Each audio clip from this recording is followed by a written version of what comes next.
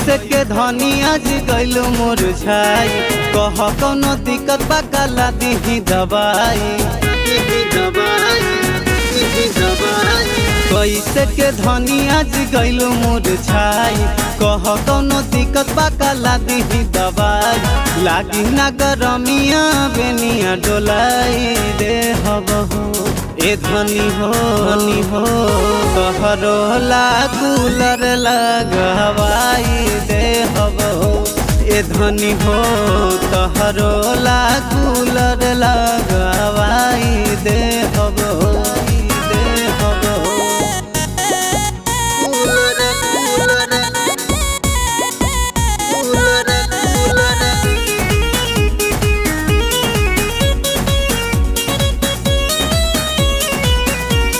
उदास जब देखिले त दिलवा तुहू के जला अखियाँ के सोझा रहेल त दिलवा करेला थोड़ी थोड़ी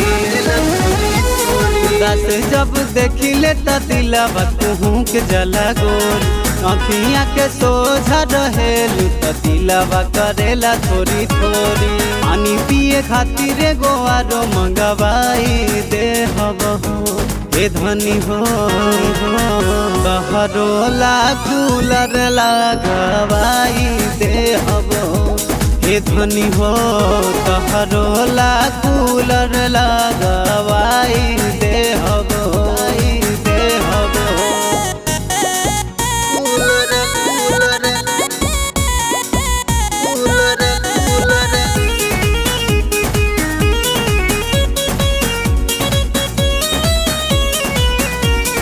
औरी कुछ चाहे धनी कह दीही तोह के मांगाई नीरज पिया से धनी कहे आता ना तू करे लुलाराई औरी कुछ चाहे धनी कह दीही तोह के मांगाई नीरज पिया से धनी कहे आता ना तू करे लुलाराई तो लगनिया में सरधा पुराई दे हबहु ए धनी हो कहरो ला कूलर लगवाई दे हबहु ए धनी हो कहरो ला कूलर लगवाई